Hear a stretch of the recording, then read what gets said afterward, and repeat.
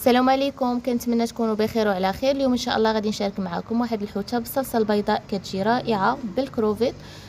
كتجي لذيذه بزاف. غادي نحتاجو هنا واحد الحوته اللي غسلتها مزيان، غادي نضيف ليها ضريس ديال الثومه محكوك والملحه، وغادي نضيف ليها الزعتر، وغادي نضيف شويه ديال زيت الزيتون، قطع ديال الحامض اللي كنوضعوها هكا في الداخل، وغادي نضيفو شويه ديال الزبده،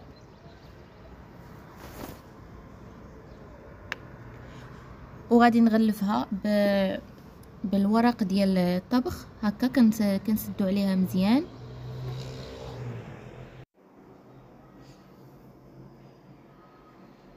صافي غادي نغطيها ببابي الومنيوم وغادي ندخلها الفران. العافيه تكون من الفوق والتحت،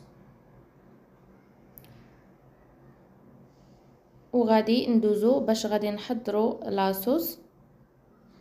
هنا غناخذ مقله نضيف ليها شويه ديال زيت الزيتون اولا الزبده على حسب الاختيار ديالكم. غادي نضيفوا بصله مشلضه رقيقه.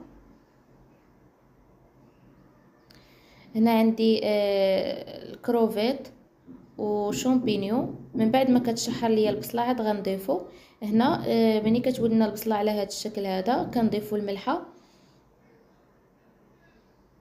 وكنضيفوا الفلفل الاسود او الابزار.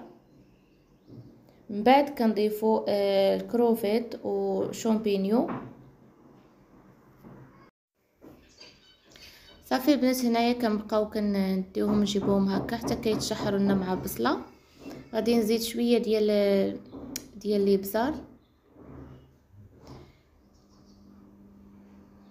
صافي هنا غادي نضيف واحد الملعقه صغيره ديال الدقيق.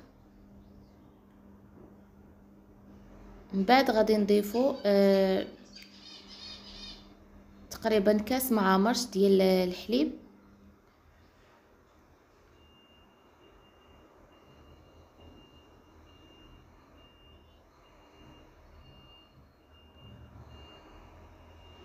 صافي دابا غادي نضيفو الكريمه السائله ديال الطبخ،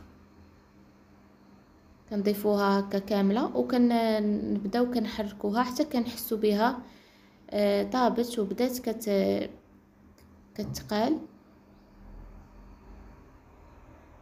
ضروري كنخليوها تطبخ شي شويه بحال هكا حتى كنحسو بها بدات كتعقد شويه.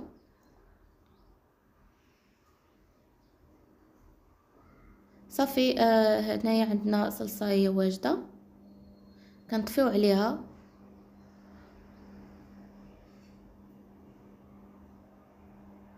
هنا الحوته ديالنا من بعد ما طابت، هنا كتشوفوها هي حطيتها في واحد طبق ديال التقديم. كنحطوها بهذا الشكل هذا وكنبداو كنحطو فوق منها لاصوص بهذه الطريقه. صراحه البنات كتجي بنينه بزاف. هاد الصلصه كتجي رائعه، غادي تعجبكم بزاف الا جربتوها. صافي كنحطوها بهذا الشكل هذا.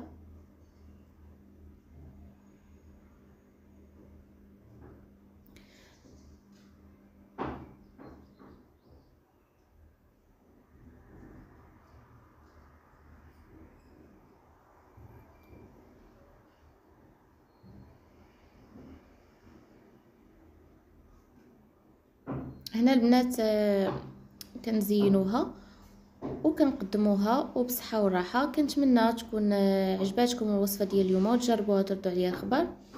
وما تنسونيش باللايكات ديالكم وتعليقاتكم. ما تنساوش تشاركوا الفيديو مع كاع الاصدقاء والاحباب ديالكم وتشجعوني بالتعليقات ديالكم. وبصحه والراحه كتجي على هذا الشكل هذا.